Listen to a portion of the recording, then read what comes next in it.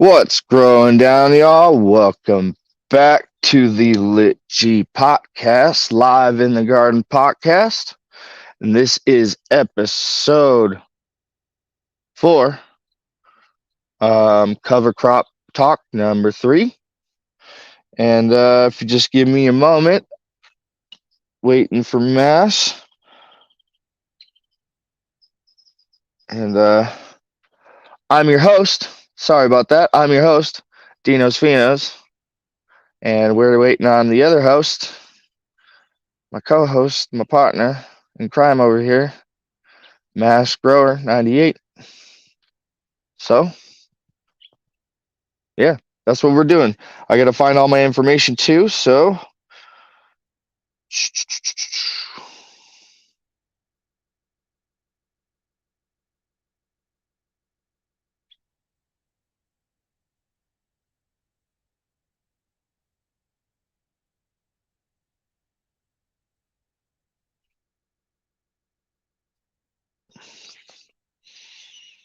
all right, that's what we're gonna do then.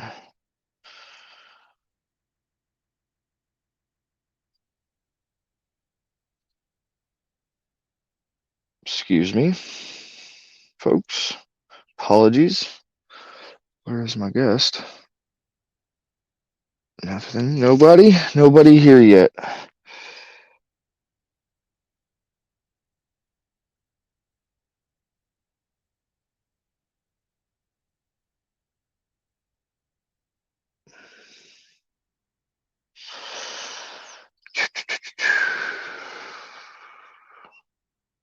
I think today we will read from the.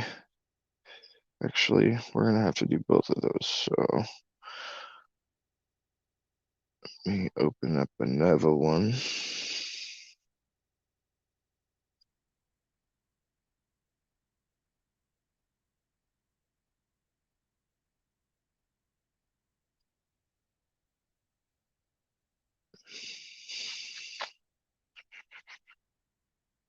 Where is it?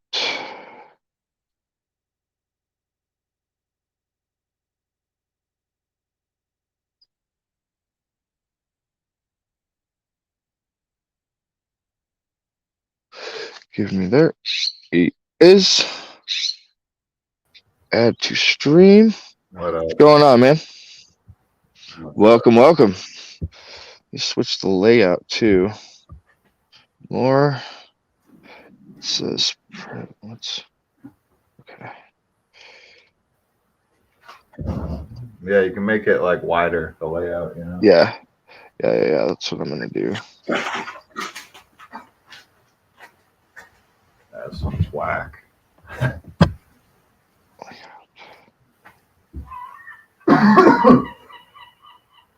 we go.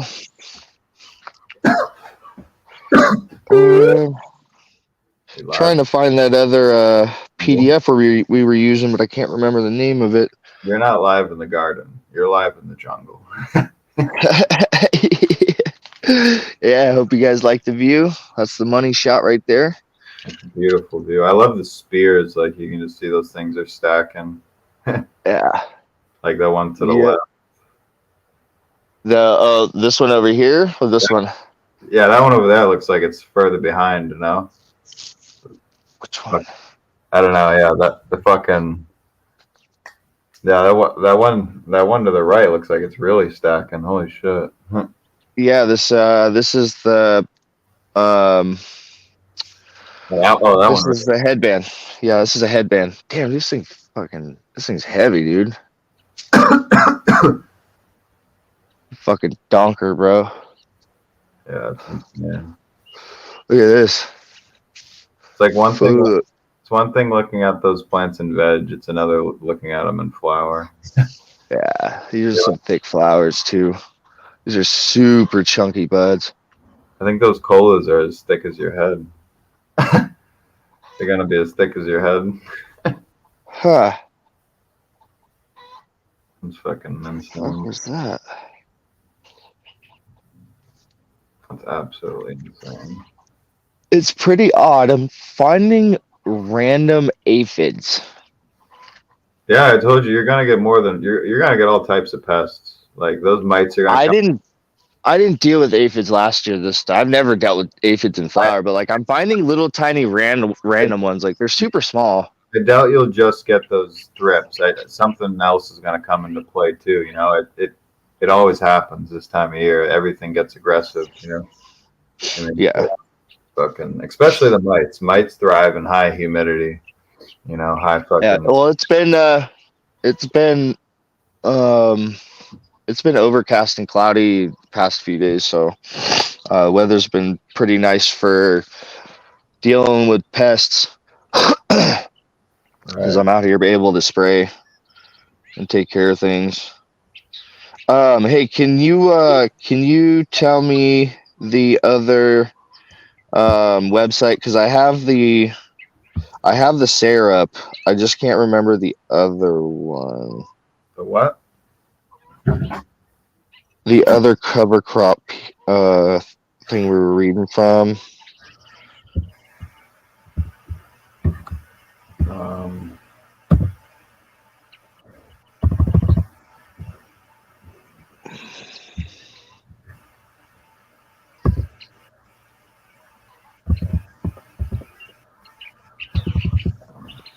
I mean, we can just go from the Sayer one. oh yeah, it was building soil for better crops, right? Building, Yeah. building What soil. was the What was the other one? I'm not Because I 100 have sure. I forgot. um. What up, Solomon? It was just the charts, right?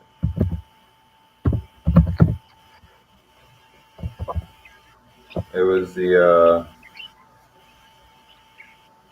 cover crop charts. Yeah, yeah. That's right. Cover crop chart. That's right. Thanks, man. I knew it Yeah, was cover crop something.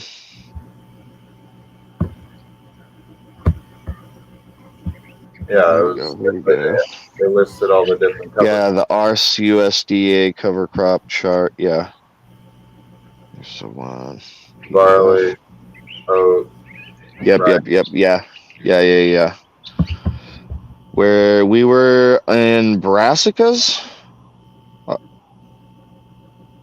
Where were Cowpeas. We didn't know. We hadn't got the alfalfa yet. Bird's foot, trefoil, berseem. I think we were actually in the clovers.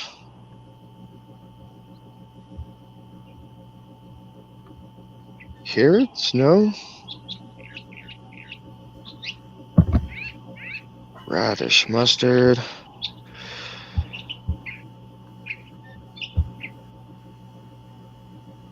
I know we went over grasses.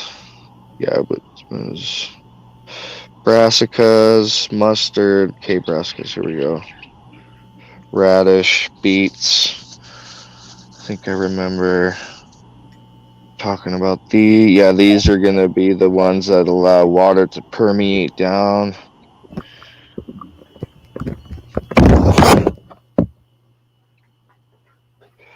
Um,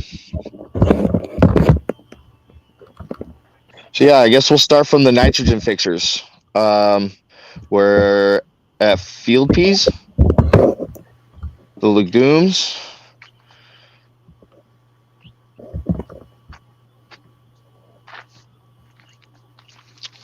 But yeah, I'm out here doing a bit of a bug assassination.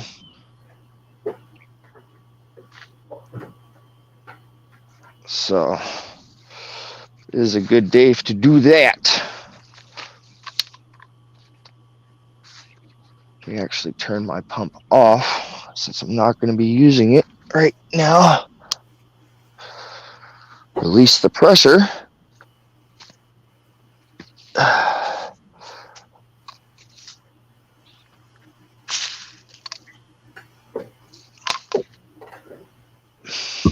Yeah, the plants seem much happier too since I gave them a nice spray. 1 second.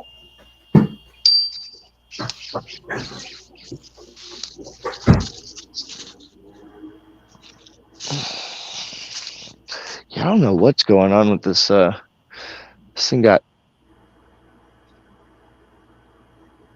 airy.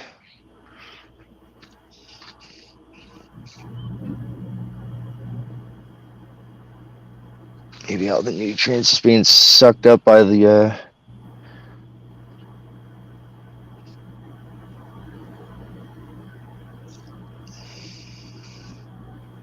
Should be some fat buds on this saw.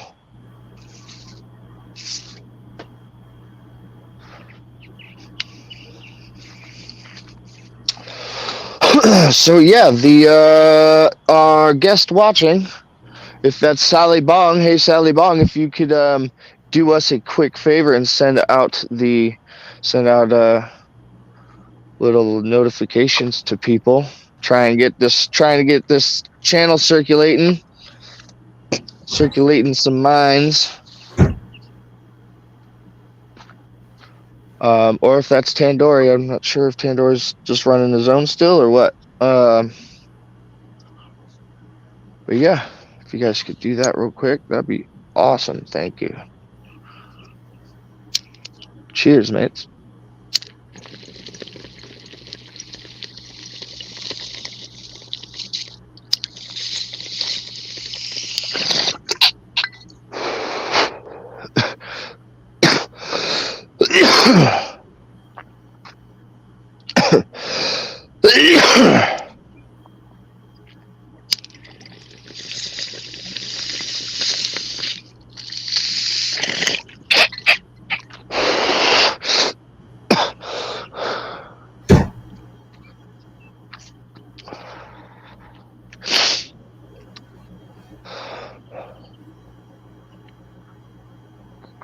You ready? So yeah, let's get on with this cover crop talk. It's nice out.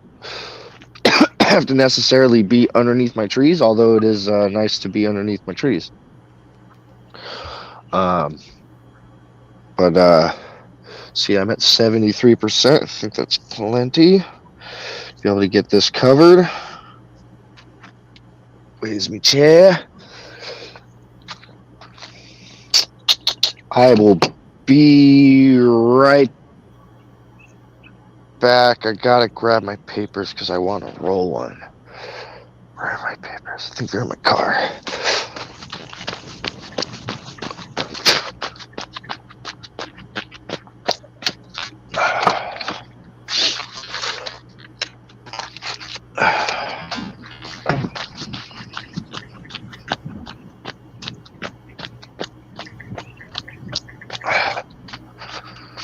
There we go.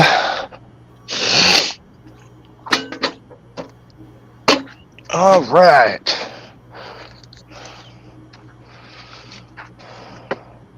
So, let's talk cover crop.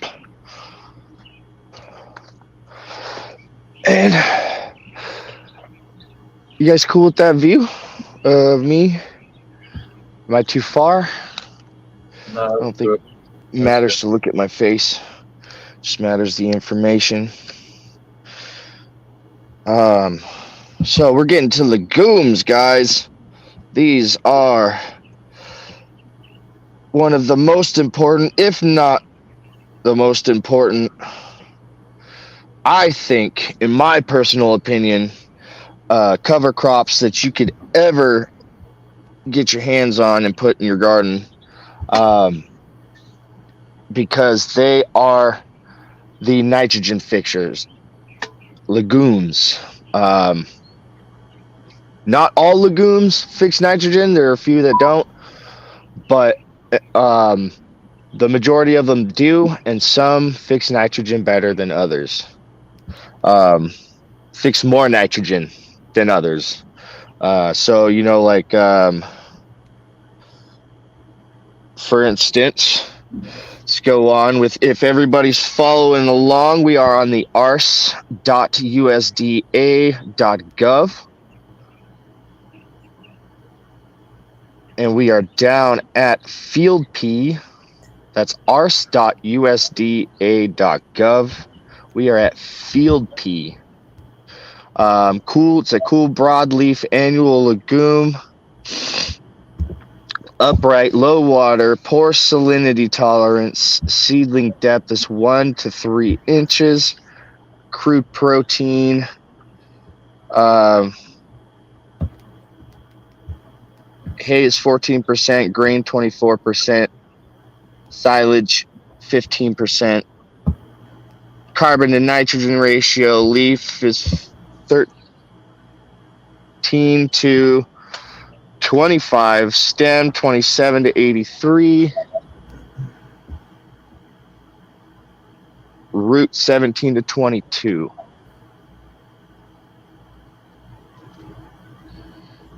As you guys can see. I'm not sure about field pea. I know field pea is a really good nitrogen fixer, but for instance, I was going to say, I believe it's clover can fix up to like 250 pounds of nitrogen per acre, that's a fucking substantial amount of nitrogen. And I also want everybody to keep in mind that in order to fix this nitrogen, you have to have the right rhizobia to inoculate the root system. Without that rhizobia, you're not going to be fixing any nitrogen. So that's where your compost teas come in, and all your soil life comes in. So you have to add that stuff into your system if it's not already there, and you should be constantly doing it anyways. That's where teas and these additives, these soil additives, things like that, you can get separate microbes and stuff if you really want to go that route. In like powder form, you just add it to your soil. Like the BioThrive by DTE, that has bacteria and fungus in it. I use that in my compost teas. And then, of course, the sugar, the molasses and stuff feeds all that and multiplies the population along with the compost, with the life in the compost.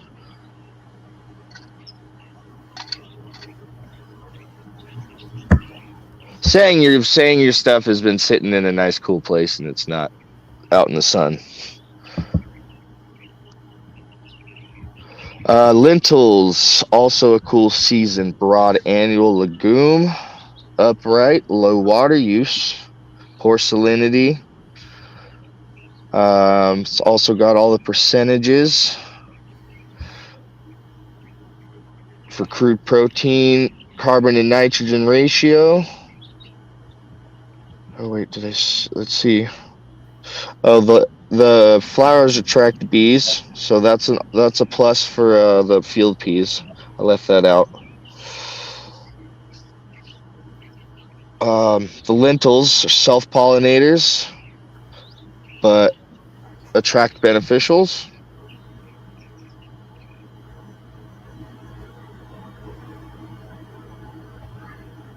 Lupin. Lupinus SPL. Oh, whatever that abbreviation is, I do not know. Lupinus. I don't know. Lupinus. That might be it. Lupinus. Lupinus might be it. Add it. Lupinus. Whose penis? What?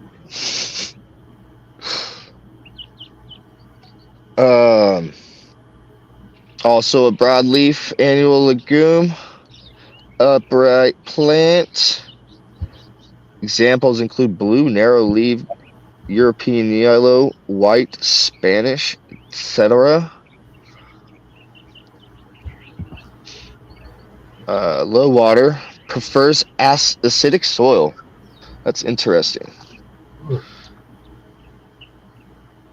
So like, if you were lupin. to like, I mean, just like throwing this out there, like my curiosity, like, I mean, like if you're growing this next to like, if you're growing like these cover crops that are in that prefer acidic soils in your, you know, soil that you're growing cannabis in that needs to be more, higher in pH, like, is that going to affect things? You think, like in any way, or Um, well, yeah, I mean, obviously, if things need to be grown at a certain pH level or they do better at a certain pH level, then so like uh, so some it's of going these to are affect surrounding plants.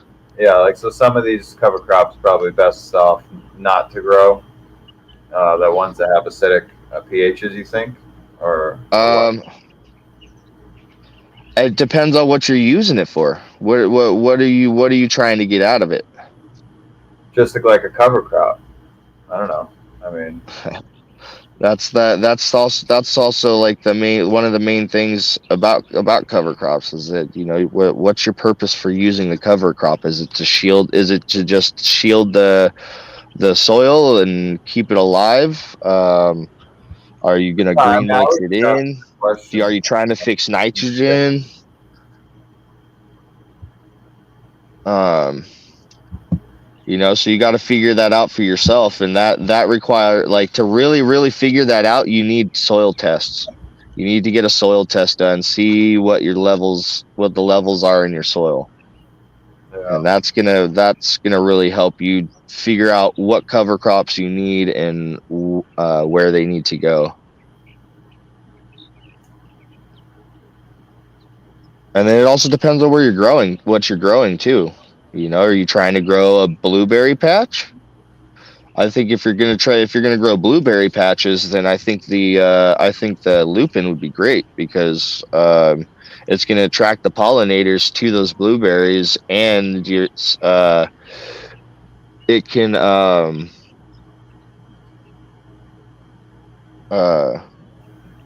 live next to the blueberries because the blueberries like acidic soil. All right.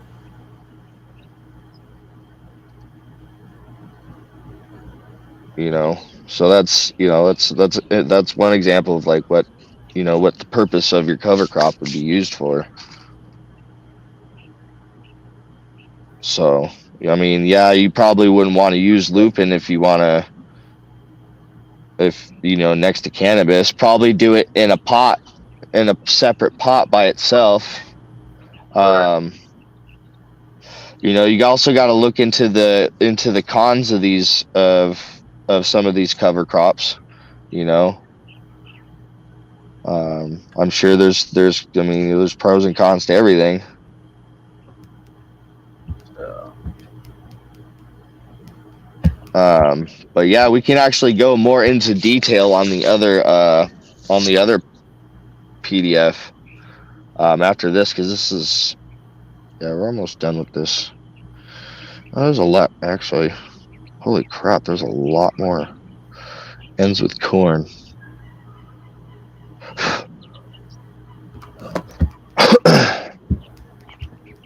Oh, so yeah, it goes into flowers. So we're at lupin. Oh, we're halfway there.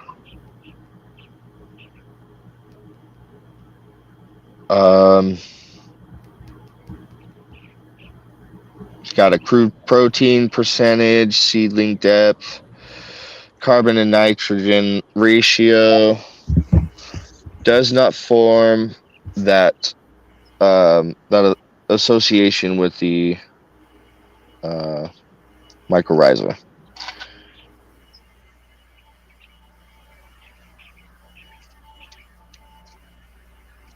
Obviously, the flowers are going to attract bees. Vetch, one of my favorite cover crops. It's so lush and thick. It gets so lush and thick. Um, Yeah, that's definitely one I might grow this year. oh, you haven't used the vetch? I've mainly used the clovers, red clover, and I might have used a little, there might have been a little bit of fetch mixed in with like the seeds I got last fucking. Yeah, you should be using that vetch, man. That vetch will fill in all those spaces along with the Yeah. along with everything else. How thick a clover do you lay down? Do you lay it pretty thick? Oh yeah. Yeah. I lay a shit ton of clover down, and just like it just covers the whole area. I try to like not leave. Okay. I try to not leave any dry soil spots. You know. But yeah, like you said, hopefully the fetch will help fill up the spots easier. You know. Oh yeah, it will. And it seeds if you can get it to seed, if you can get it to seed over, it seeds real good.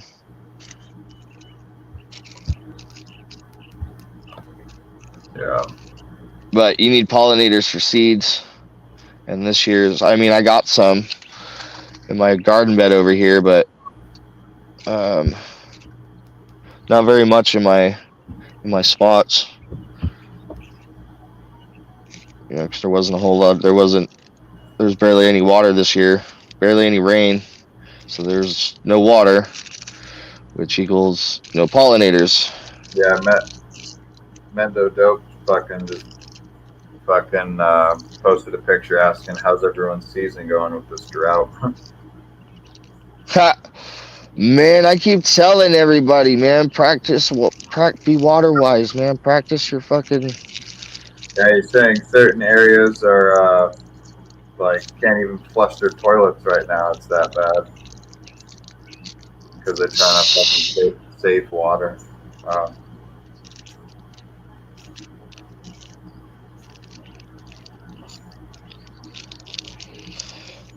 that's fucking horrible. Like, Well, dude, I barely flush my toilet as it is, bro. Like if it's brown, flush it down. If it's yellow, leave it mellow, man. And we're on a well. I even use like dirty bath water to flush the toilet. yeah, You know, yeah, it's crazy. It's like too dry out there. the, use dishwater to flush the toilet. the Fuck. problem. Sometimes use dishwater to fucking water some of these plants around. We don't have anything out here I could just fucking dump that shit on, but because everything I consume.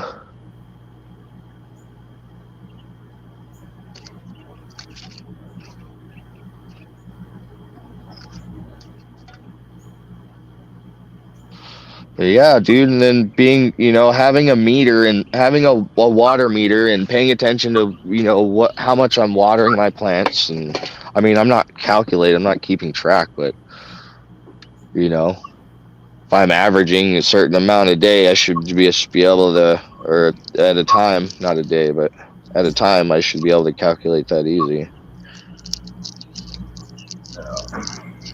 Yeah, and then I'm not trying to overdo it anyways. I already overdid it with growing this many this year, so I'm not going to fucking overdo it with the water. That would just be a dick move. yeah.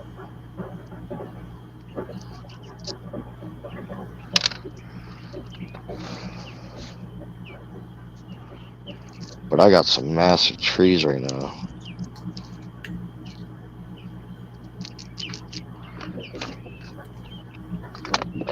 All right. Let's see. Vetch, cool season, broadleaf. Annual and biennial. Biennial. Legume. Uh, prostrate plant architecture. So it's a vining plant, and it will climb too. It'll climb up everything. Um, there's common, hairy, purple, smooth, etc. The one that we all use is hairy vetch. That's what everybody uses. True. It's like the most common one to use. At least in my book, you know. I haven't. I've seen other vetches, but they're not in my garden. All right.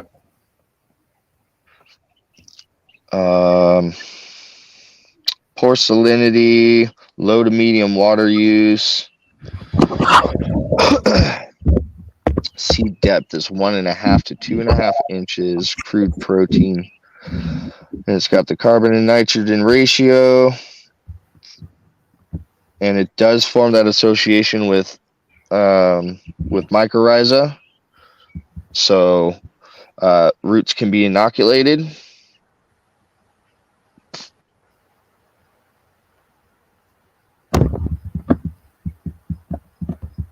And it does attract pollinators. I know the bees like them because there's a bunch of little flowers on it.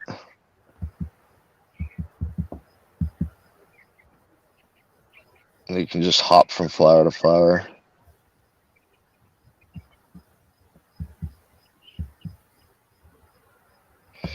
Berseem clover. It's a white clover. Not sure if that's considered the Dutch clover. It's a cool season broadleaf annual legume. The common name is the Egyptian clover.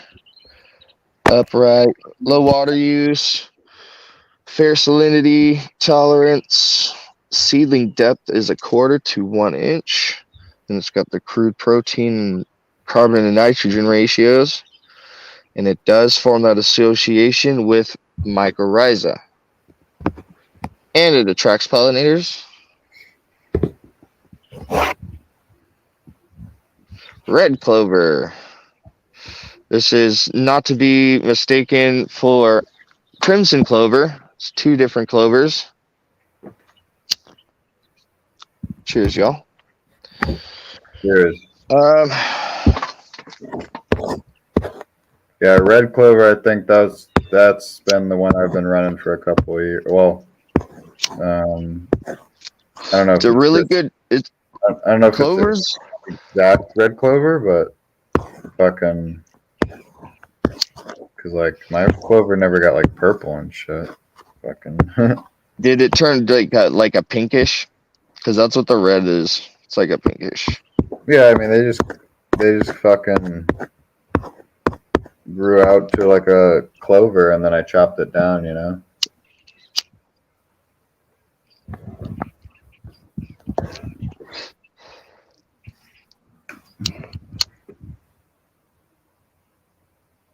Are these things not dead, dude? Yeah, that's it. I gotta get my Grow King working. This stupid fucking pump sprayer isn't efficient enough. Things don't want to die. So fucking annoying. Yeah, I don't even mess with those pump sprayers after a certain point. Yeah. It just takes too long to spray things. Yeah. I just have a couple plants. That's why I've been doing it. But like, fucking. Yeah, I mean, these mites are like a real pain in the ass. I'm gonna throw this over the yard, over the fence. Fucking. Spraying multiple nights. Like I said, that's what I mean. They get really, really tough this time of year. Fucking. I'm getting like immune to my products too. So it's like I really gotta fucking. You're spraying too much. Well, I mean, I sprayed these products, like I said in the past, in the beginning of the season. So, you know, that's why I rotate other shit too, because if you just use the same stuff, just like with that plant therapy, you know, Well, that's the thing. I hardly ever use the plant therapy, and I only use it when things get out of control. Other than that, I like to use beneficial bugs. I really like to truly keep it as organic as possible. Yeah, Yeah, if you don't end up like ever using those fucking sprays, you know, fucking definitely use them eventually, but fucking. Well, if I manage to get it in check with this plant therapy, because it seems like the plant therapy is working right now. if I manage to get him in check with this plant therapy, I don't know. I'll probably still give that other stuff a try because I haven't found anything bad on it. Right. Yeah. No, You know.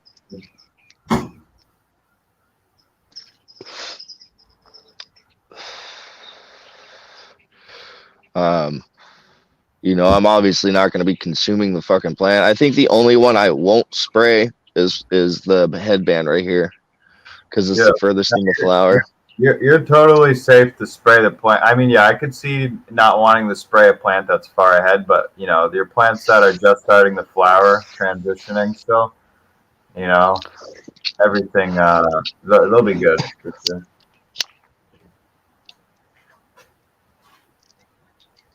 Let's get back on track. Yeah, red clover, not to be confused with Dutch clover. The flowers are completely different. It's another cool season broadleaf, but you can grow it in summer, in spring and summer too. But it's a little harder to keep alive because it gets hot. It needs more water. Yeah. Especially depending on where you live. Here it does. Where I live, Southern California, it needs more water. What? It's like whenever you see somebody have a nice healthy lawn, it's like nice and green. It's because they're watering that shit every day. Because you're in California, you can't have a nice lawn unless you water it every day. It's got to be on a timer, and Right. Otherwise, it's just gonna look like my mountains. But this is also all soil armor too. But it gets kicked around by the birds, who are a pain in my ass.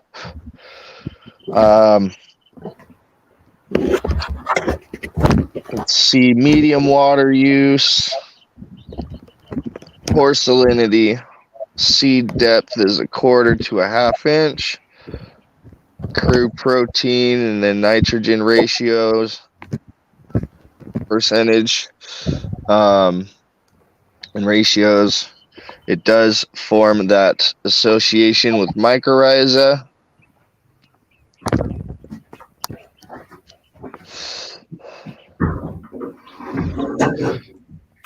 And of course, tracks beneficials. White clover. See? Right here. So there is a difference. The Bercine clover is different from the Dutch. Because white clover is Okay, that's another one with the Dutch clover. Excuse me.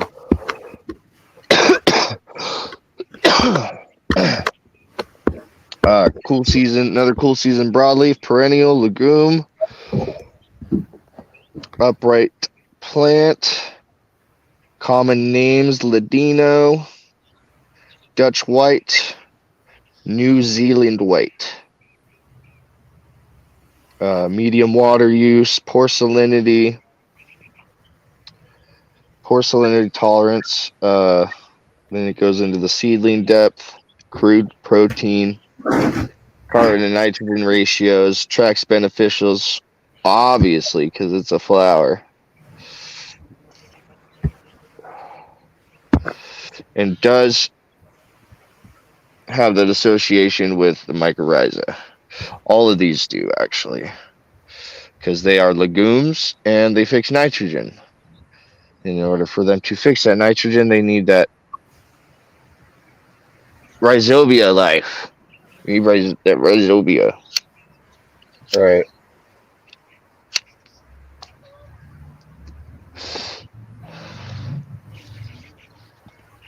Ooh. Give me a second, guys.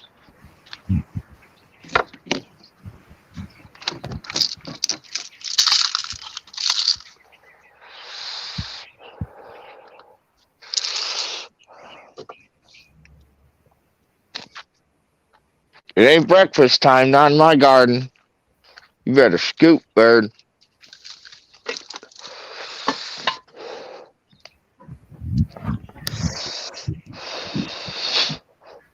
Woo.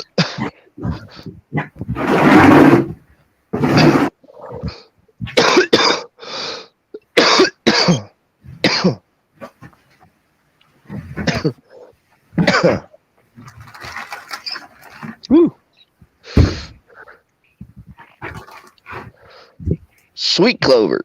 Sweet clover.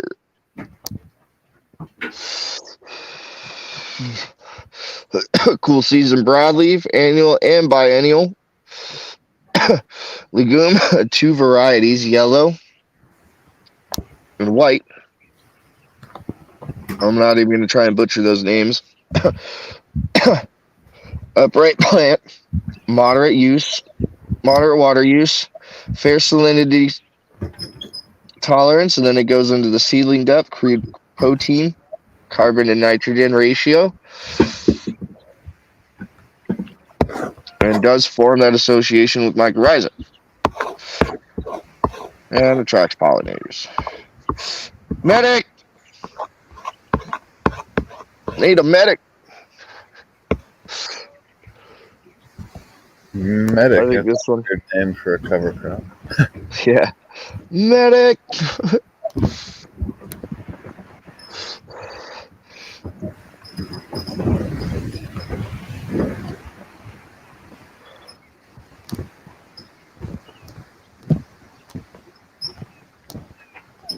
Annual, so it's a cool season. These are all cool season too, it says. Broadleaf and annual and biennial, legume, upright, and spreading plant.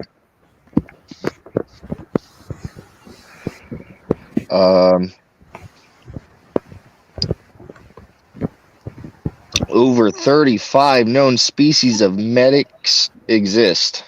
Huh. Examples include barrel, black burr, etc. Low water use. That actually might be pretty useful out here for me.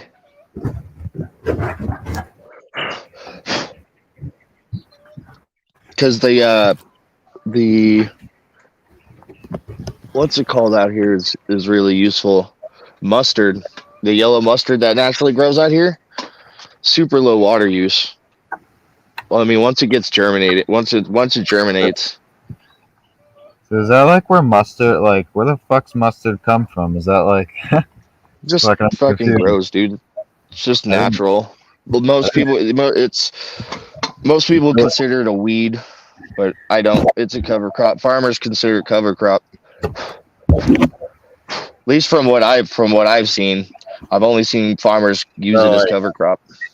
That's what. So that's actually where like the mustard that you put on your hot dogs comes from. The yellow mustard, I think so.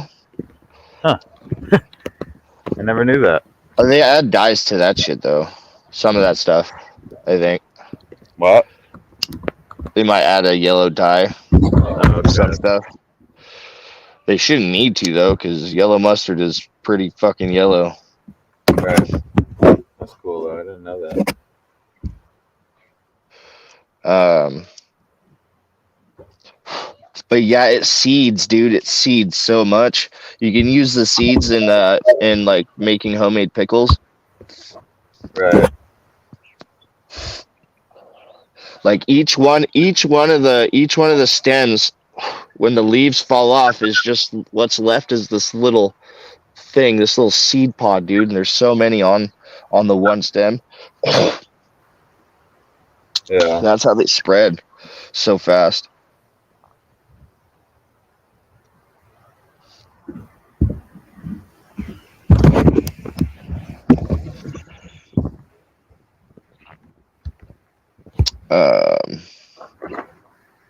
Then it goes into the seedling depth, crude protein.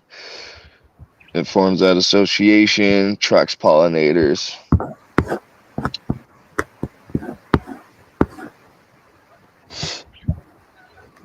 Bird's foot, trefoil, lotus cornicalitus. That one was easy enough to say. Lotus, like jug of lotus.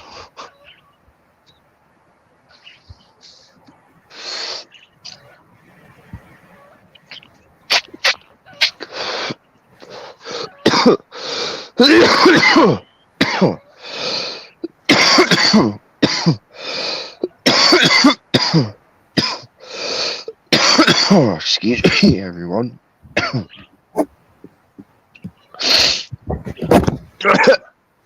Everyone and no one.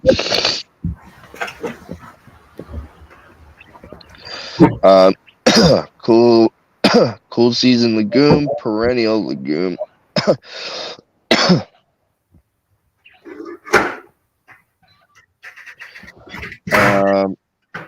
Prostrate plant.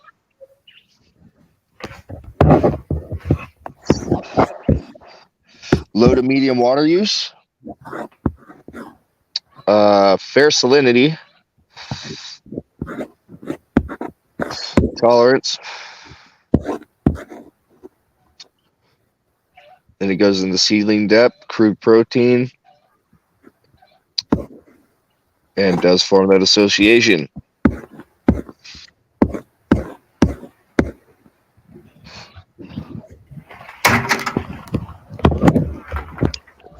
Next, we have sainfoin.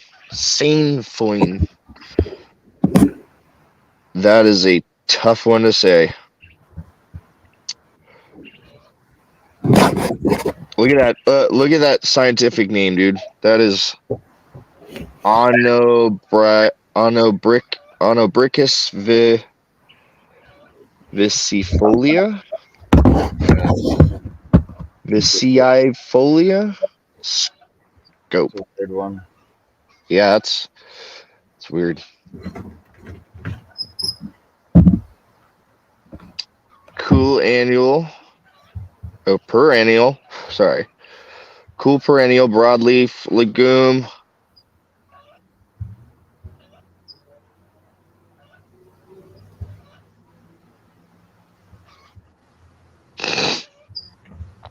Yeah, medium to water, high water use, upright plant, fair salinity, goes into seed depth, crude protein. Does form that association and attracts pollinators. These all create flowers, so they're going to attract pollinators. Actually, everything that has a flower is going to attract that pollinator.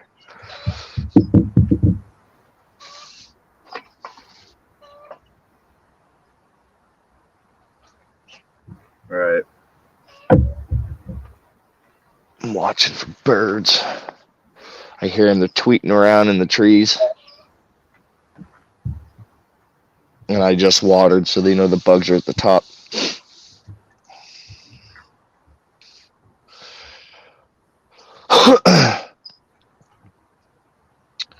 We got alfalfa.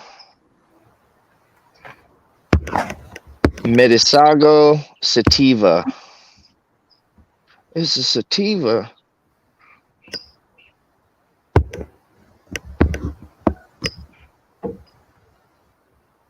This is another useful one to use in your garden, especially if you're already using alfalfa seed sprout teas.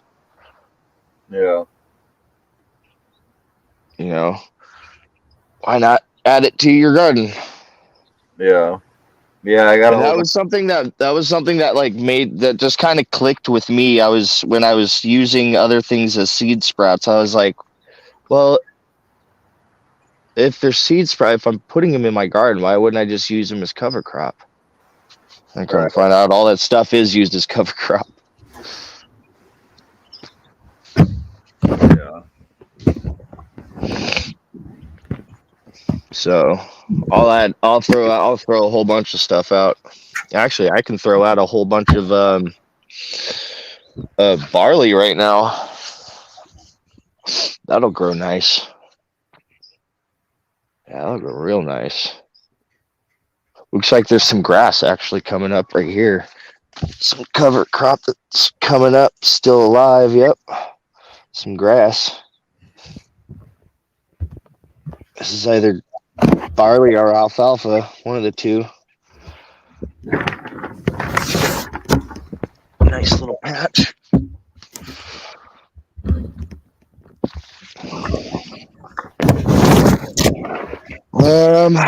Let's see. Chickpeas. Chickpeas.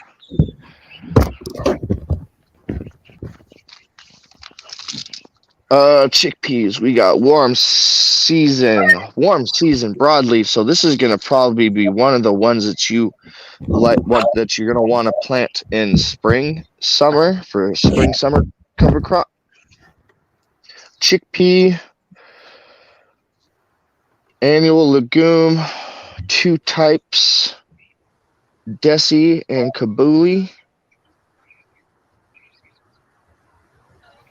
Upright and spreading plant.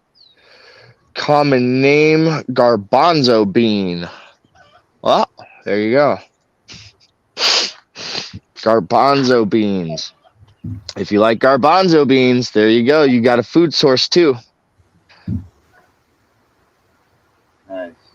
I like garbanzo beans. Actually, my wife makes this really, really good dish with the garbanzo beans and corn and I think lemon Never heard or of lime it. Garbanzo. with cilantro, some salt and pepper. Oh, I think there's chili powder or something in there. That's so fucking good though, dude. It's so good. Nice.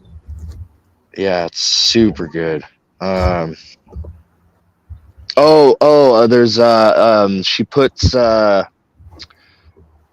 she dices up some cucumber. He puts that in there. Yeah, I think that's pretty much the whole dish. Super delicious. And pretty filling too. Nice.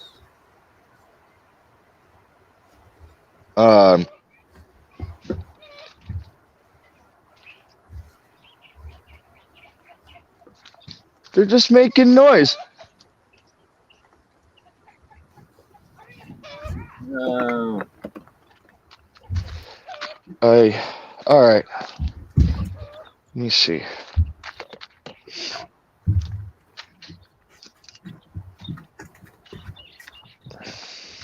We gotta go down to the chicken coop because there might be a rat bothering the chickens, or they're just making noise. So we're gonna go down to the coop this episode.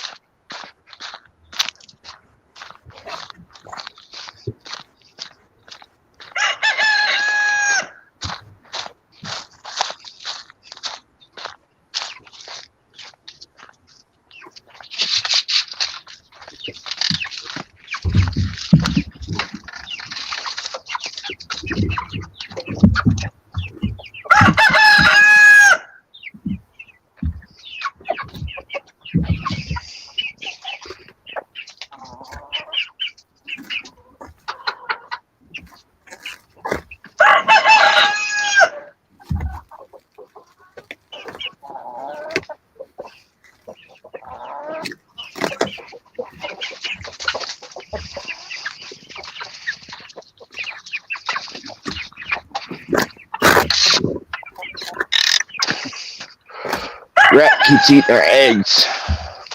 What? A rat keeps eating our eggs. Oh yeah. Yep. Damn. Okay. I already shot one in there. It's definitely gotta go. Another one found its way in there.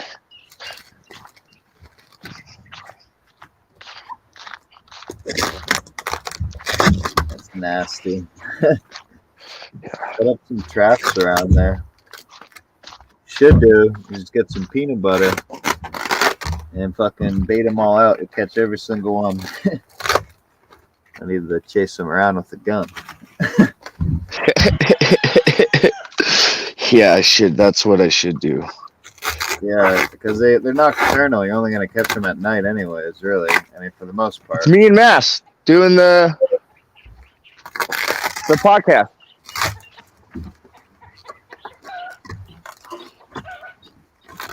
We're just gonna finish this up. The cover crop. Good. Ooh, like a nice medium. Nice. Wow. I mean, they packed this one fucking tight. Forgot it's Sunday and it is my breakfast day. Huh? Who? Him? Dude, why'd you let him down? You dumbass. That was for the cat.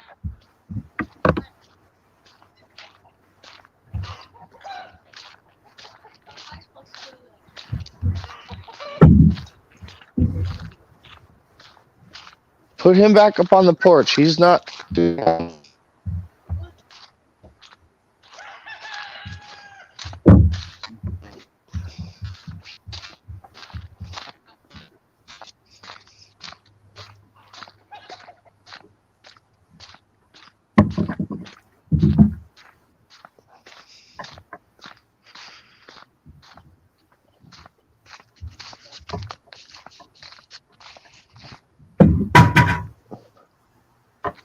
Go.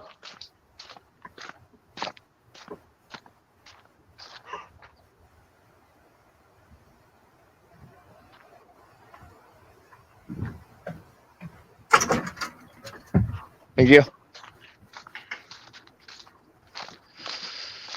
All right. We are on cowpea, warm season broadleaf, annual legume, upright and spreading plant, architecture, and it vines. Alternative name: southern pea, black eye pea. Low water use, salinity tolerance, eating depth, crude protein, carbon to nitrogen ratio. Does form that association with mycorrhiza and attracts pollinators. Warm season broadleaf, soybeans.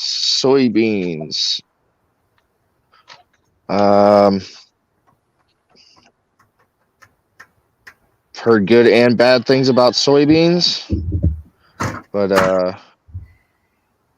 they're a warm season broadleaf, annual legume, upright and spreading plant. Medium water use, poor salinity tolerance, then goes into seedling depth, crude protein, carbon to nitrogen ratio. Does form that association with mycorrhiza. Self-pollinated, but flowers may attract pollinators. May attract pollinators.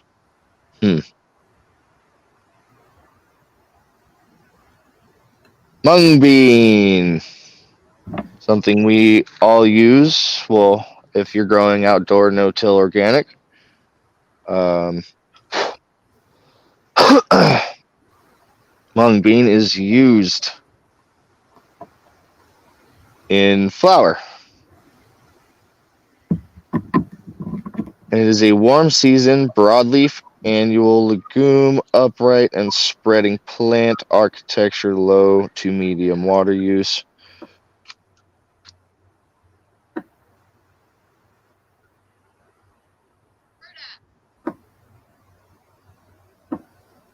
On my car.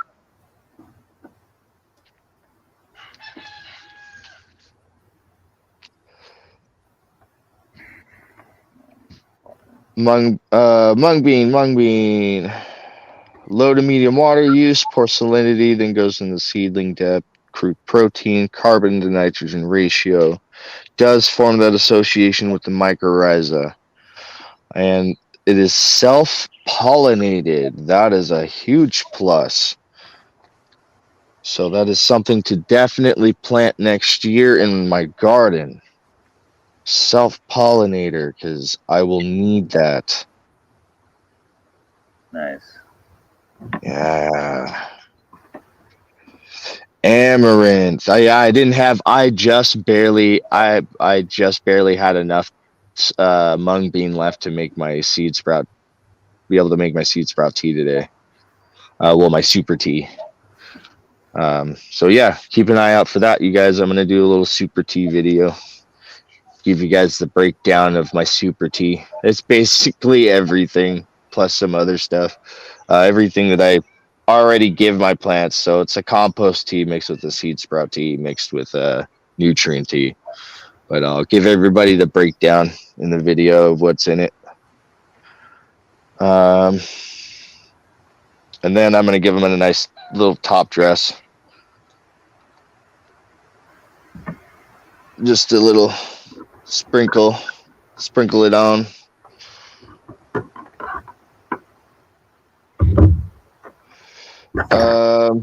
We are on amaranth. Warm. Amaranthus.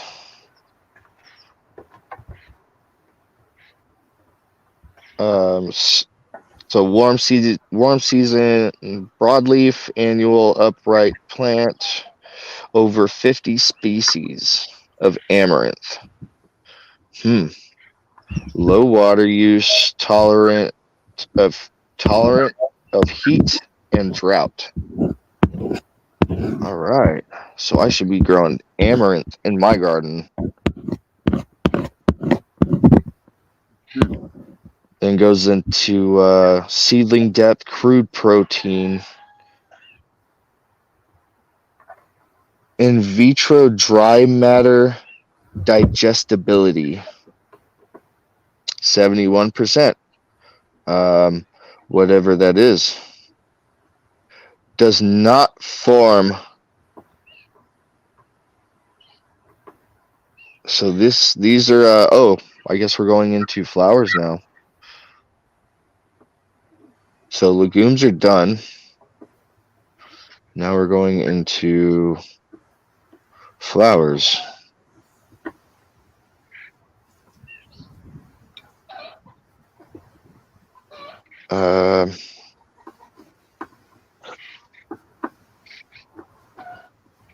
Doesn't form in association with mycorrhiza, self-pollinated, wind, but flowers may attract pollinators.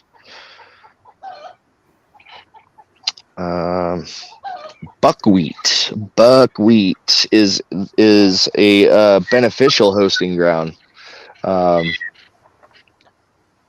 Beneficial bugs like buckwheat. Nice. Cool season broadleaf, warm season growth characteristics, annual upright plant, architecture, poor salinity, enhances soil P availability. Then goes into seedling depth, crude protein, carbon to nitrogen ratio. Doesn't form that association with mycorrhiza, and attracts pollinators.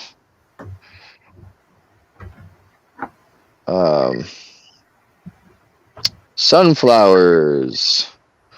Warm season growth characteristics, broadleaf, annual, upright plant, high water use, fair salinity tolerance, deep rooted.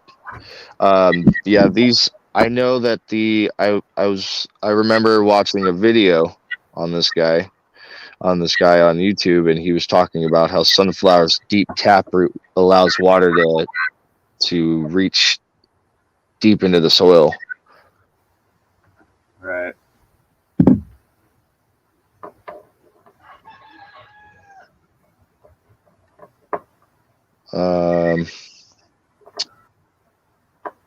Effective at mining, mobile nutrients deep in the soil profile.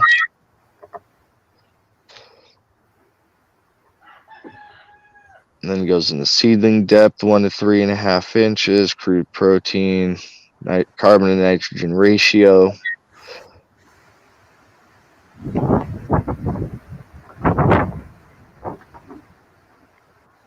will form arbuscular mycorrhizal association. So it will fix nitrogen. Maybe. I'm not sure. Gonna have to look into that.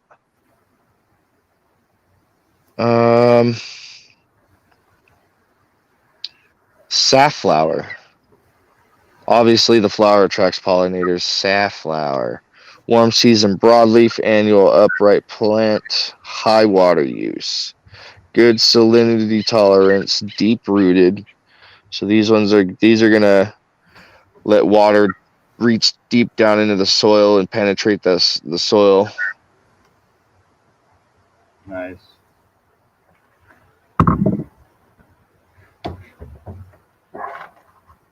Effective at mining. So the same as the sunflower, it's effective at mining nutrients. So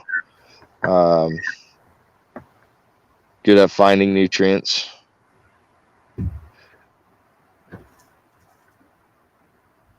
And seedling depth, crude protein, carbon to nitrogen ratio. It says will form that association with mycorrhiza. Flowers attract pollinators. Squash. Squash as a cover crop. And I've grown enough squash to cover my soil, but I never really looked at it as a cover crop. And again, I was growing it for food too. Warm season broadleaf annual prostrate plant, so vines. Examples include butternut, winter, crookneck, and zucchini, summer squash. Genus encompasses summer, winter squash, pumpkin, and some gourds.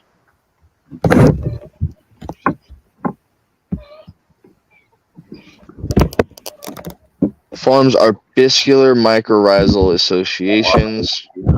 Attracts pollinators.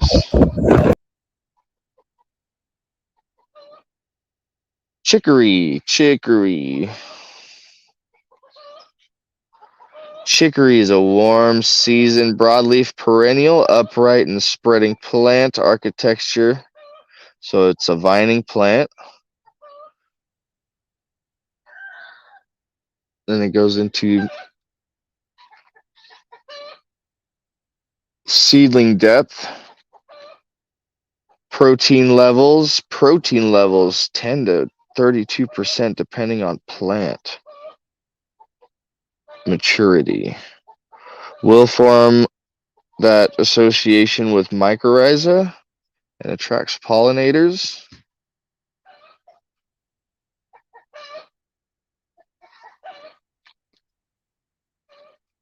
Pearl millet.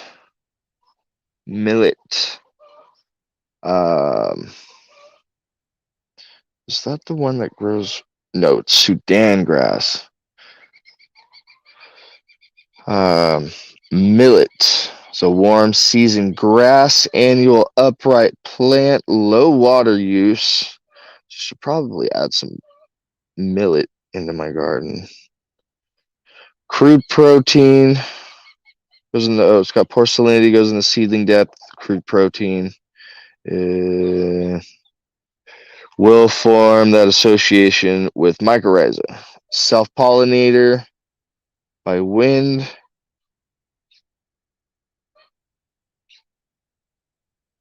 We got foxtail millet. Foxtail. Warm season grass. I'm just like standing right in the way of that plant. Warm season grass.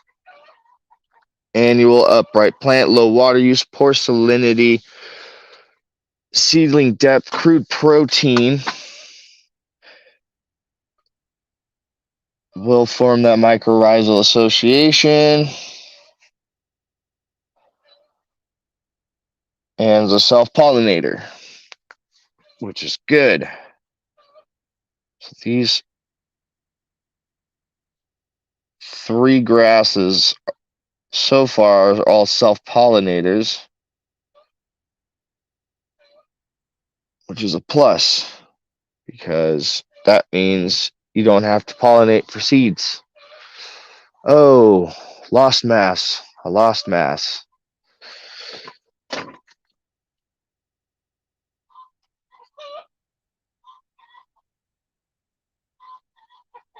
Oh.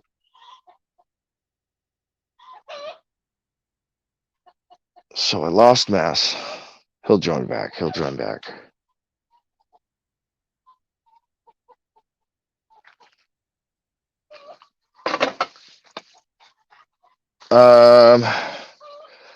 Foxtail millet. Oh, we just read the foxtail. Proso millet, warm season grass, annual upright plant architecture, medium water use, poor salinity. And it goes into seedling depth. Crude protein, carbon and nitrogen ratio will form that association with mycorrhiza. Sudan grass. This is one I've heard a lot about because it creates a huge amount of biomass. Huge amount of biomass. So it's great for turning it over into compost or laying it down as straight soil armor.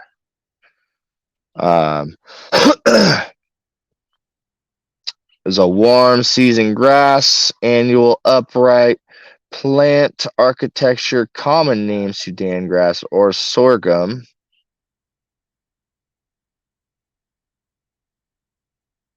These were formerly separate species that have been combined.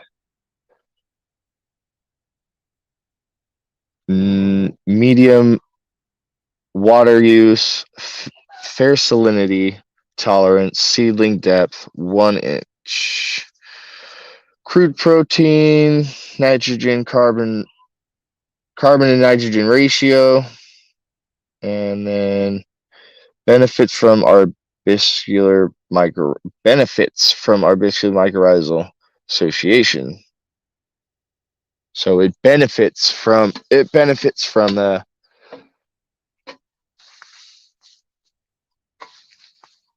mycorrhiza.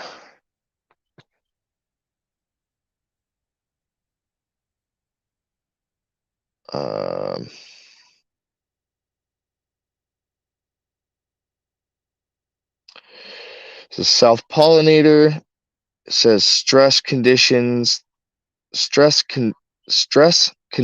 that limit growth, e.g. drought, frost, can contribute to prussic acid accumulations in leaves. So, something you're going to have to look into, prussic acid or prussic acid. Next, we have teff. There we go.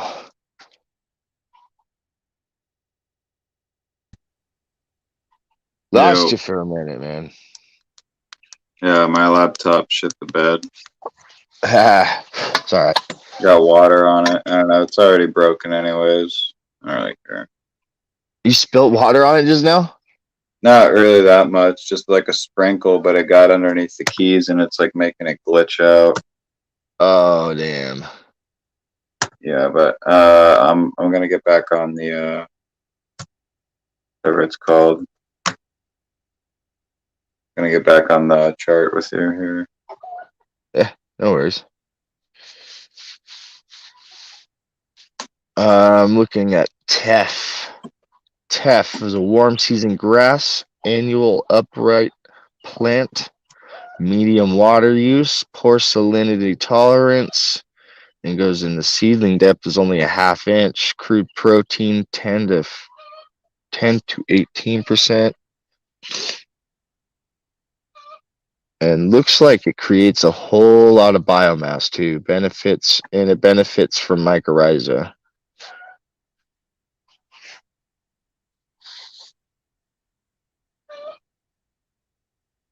And self-pollinator, green sorghum. Green sorghum. Warm season grass, annual upright plant architecture, common name sorghum, Sudan grass. Note these were formerly separate species that have been combined. Medium water use, fair salinity tolerance. Seedling depth is 1 to 2 inches. Crude protein goes into crude protein, carbon and nitrogen ratio. It benefits from that from an association with mycorrhiza.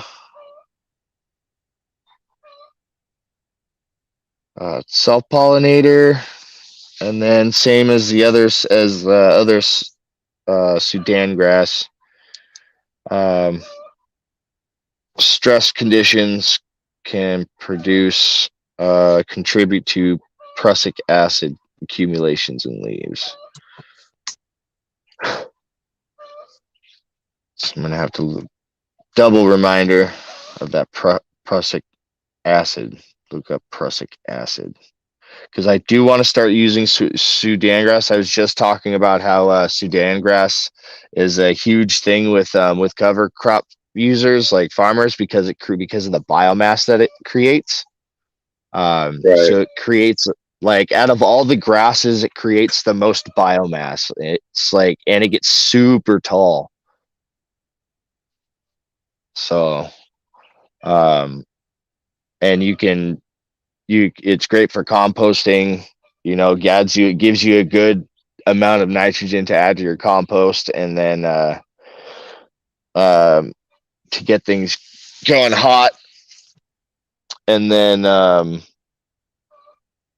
you can also mulch it over as armor, and it's going to lay down a nice thick layer of armor.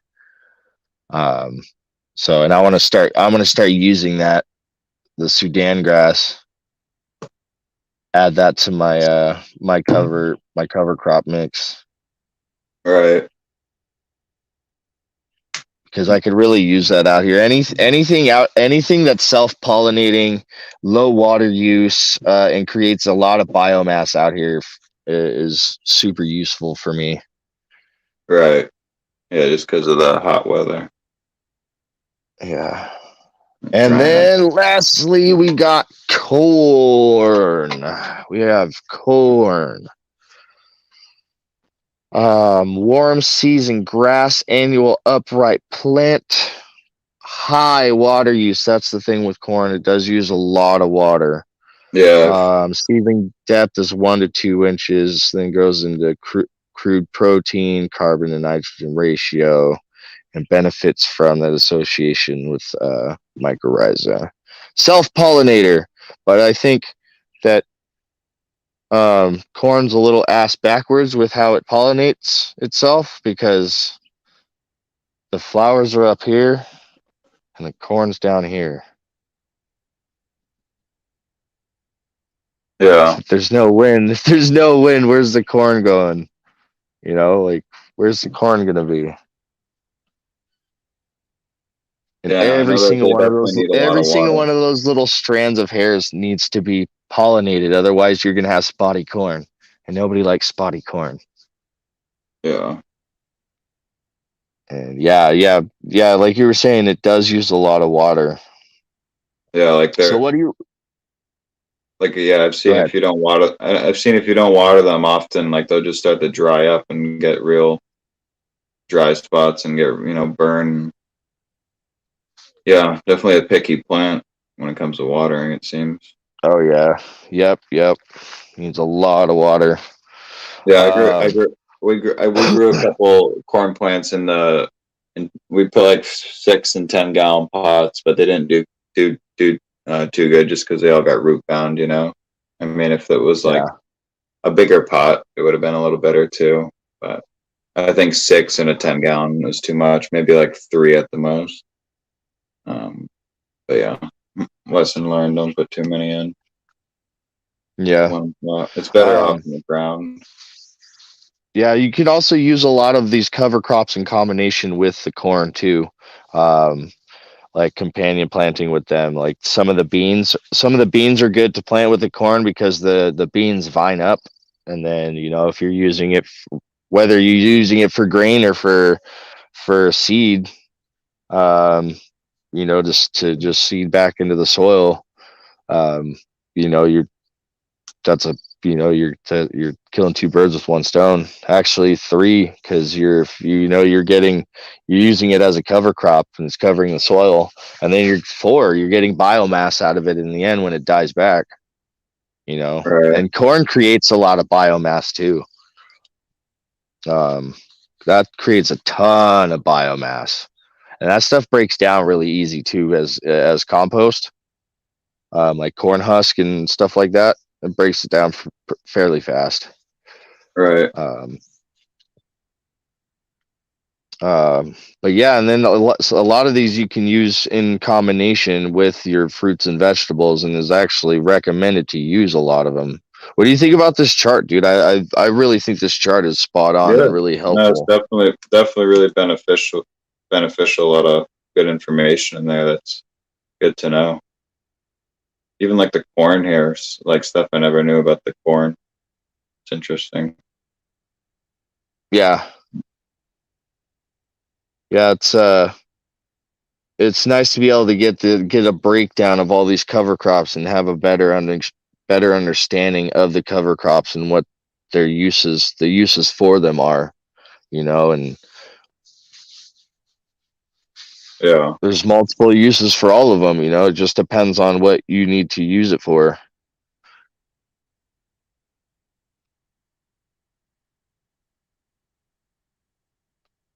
I found this But sound. Yeah. without a soil sample, you can't really tell what your soil needs and what it's lacking. So like in my case, I'm just winging it. I started from fresh ground, and they said the property owner said that they spread compost and stuff out here, manure and stuff, but they never could really get anything going out here. And I said the animals are always getting everything. Yeah. And I'm like, well, I'm gonna get something going. Promise that. And so I've started with good soil. I started with good soil and soil that I had already been working on and building, and um, and I'm kind of I'm adding my own natural inputs. I'm using natural inputs. Yeah. Like my worm castings and stuff like that. My own compost, and which is full of my own chicken manure and um, whatever manure I can get my hands on. It's got rabbit manure in it too. Um, and so without me testing my soil, I'm just basically winging it, and it's seeming to work. Yeah. Um, it's all based on your soil biology, on how well things are going to grow. Yeah. Obviously, I really want to get a soil. I'm really gonna get my I'm definitely gonna get my soil tested over the course of the winter, so I can figure out what I got incorporate, figure what I got to put in. If I have too much of something, too little of something in there. So this way, next year I won't have any problems. With the plants being overfed or anything.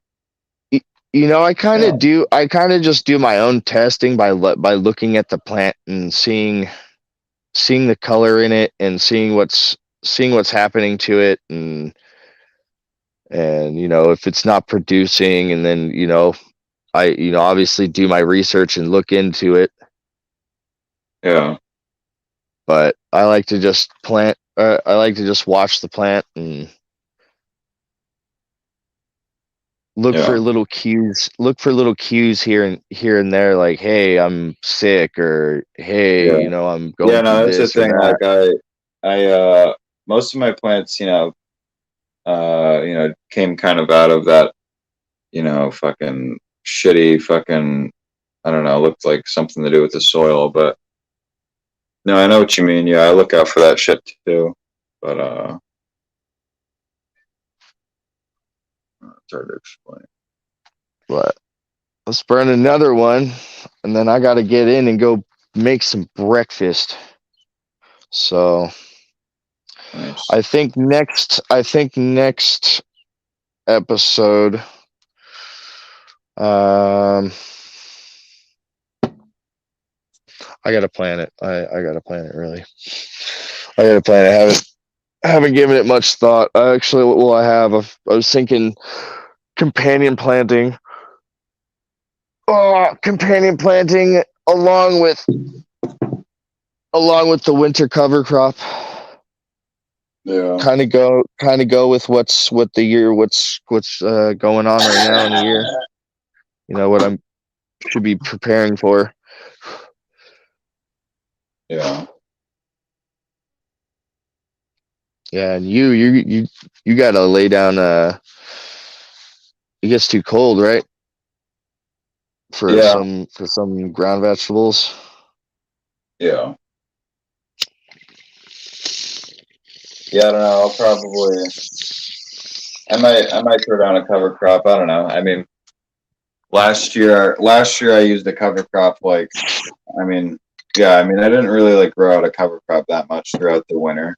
Like, my soil was kind of bare. Just the soil was exposed to, the fucking cold temps and pretty much everything, and the microlife died off and whatnot. I'm sure, but I either way, I add it back in the spring, but I don't know. It's still good to get on a cover crop sooner than later. Just fucking Yep.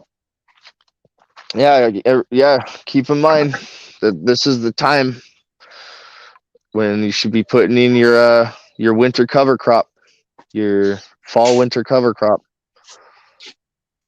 Because the temperatures are cooling down and things are going to be able to stay moist a little longer. yeah. But I water at night too. It all depends on when you're watering too. Yeah, I do that here and there too, since you mentioned that, kind of like in the real dog days of the summer when it's really hot, you know. Fucking. But next year, growing straight in the earth, I'm not gonna have any plants that are gonna be drying out fucking this fast. So Yeah. I hope to be able to do less and be able to get them, the size of Nuggy Nicks. I'm gonna have to expand some of these spots a bit. Like this yeah, I this mean, spot right here, if you just look at this the beds spot right here, I can they're like easy humongous. this spot I can easily get one as big as Nuggy Nicks. I know that for sure because it's a huge spot. I mean, they're all generally about the same size. They're like 5 or 6 feet wide, 5 feet wide, 5 by 5.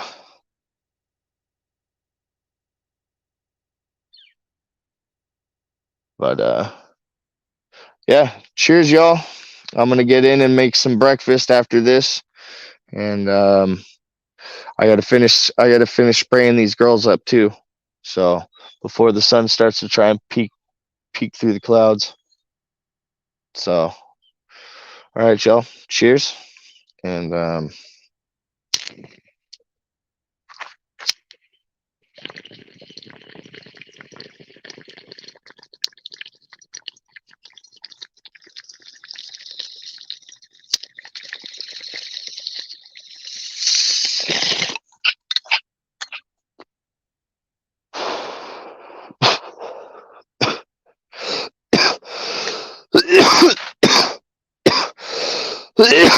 lost mass. See everybody on the next one. I'll keep everybody posted on what the next episode is. A couple announcements.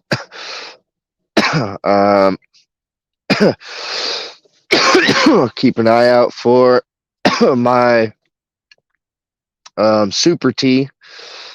My Super T episode I'm going to post later today on my channel, Dinos Finos. Excuse me for all the coughing. And then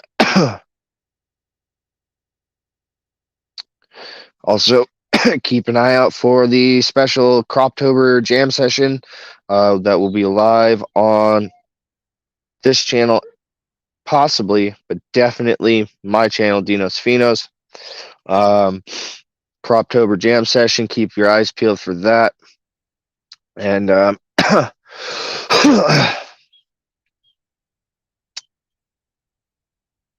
update. Be doing a garden update. So yeah, keep your eyes peeled for that. Don't think I have any other announcements. Looks like he came back. Yeah. I've been waving. On the You got any flexing out, announcements? man. I'm doing announcements. Got any announcements? Yeah, I mean, like, not really gonna be uploading much like recent.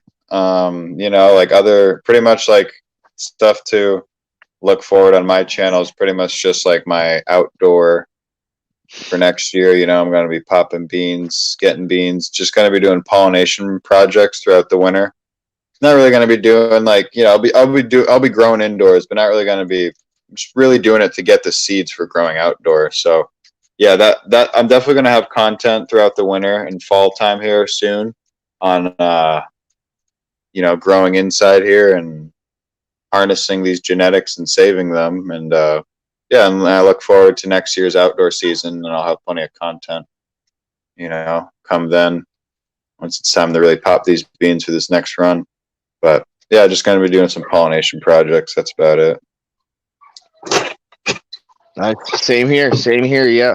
Yep. Gonna do a bunch of pollinating. I feel like there's not enough of that on like YouTube too. Like people showing how tos and how to pollinate and stuff, and like collect pollen. Yeah. I should probably do how to collect pollen, or how I collect my pollen. Yeah, I honestly put it in a jar. I've never done it before, so like I was just gonna like get like a jar or something. Yeah, I'm using old weed containers this season. But yeah, I need to get some actual glass jars for the pollen. But I'm not collecting like pounds of pollen at a time, so I don't need very big containers. Yeah. Yeah, no, I'm only spraying like this small bottom nug, But yeah, I'm gonna close it out, man. I gotta go make breakfast and tend to the family a bit. I gotta finish spraying before the sun peeks out. If it does. So yeah, if you're live later, maybe I'll hit you up. If not, peace. Sounds good. Yeah, let me know. Let me know when that spray. Let me know when the spray comes in too. Oh yeah. I'm looking for. Should be here Wednesday if it takes a week. So yeah, Wednesday or Thursday. All right, man. So all right, man. Peace.